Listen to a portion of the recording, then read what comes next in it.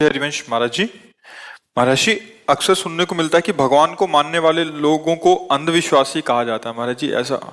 तो बढ़िया, कहने तो क्या फर्क पड़ता है भाई। जो भगवान के मार्ग में चलते हैं उनको संसारी लोग पागल कहते हैं।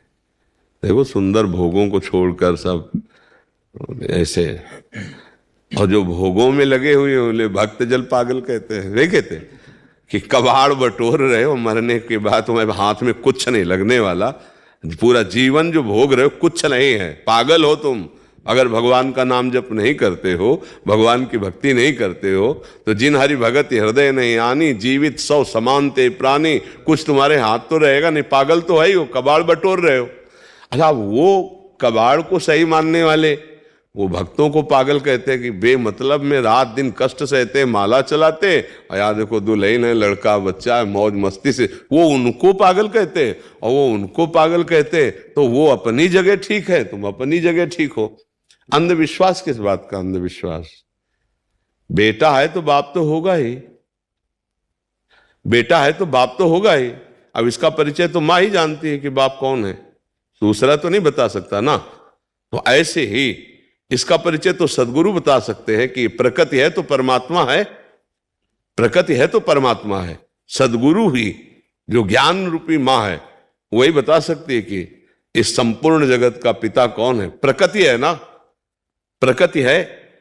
अगर चित्रपट है तो कोई रचना करने वाला है ना, कृति है तो कृति करने वाला कोई है ना, चित्रकार कोई है ना। कितनी सुंदर प्रकृति है, देखो ये रचना देखो। अगर किसी की नाक यहां होती, किसी की नाक यहां होती, फिर अलग अलग पहचाना जाता कि ये शिव कुमार, ये राम कुमार, ये कृष्ण कुमार। बोले कृष्ण कुमार की क्यों पहचाने गए? बोले इनकी नाक यहां लगी थी इसलिए इनका नाम। लेकिन सबकी नाक नियत स्थान पे है।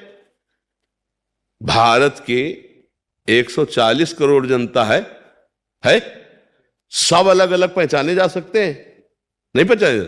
देखो कैसी कृति है उसकी यार। अगर अपने को 100 लोग रचना करने की बात कही जाए कि 100 चित्र बनाओ, लेकिन आंख और नाक और मुंह सब एक जगह हो, और तो पहचान में फिर गड़बड़ हो जाएगी। 100 में 50 मिल जाएंगे कि भाई देखो तुमने बनाया तो, पर 10-5 तो बदल बदल के बने, लेकिन फिर सब ऐसे आ गए।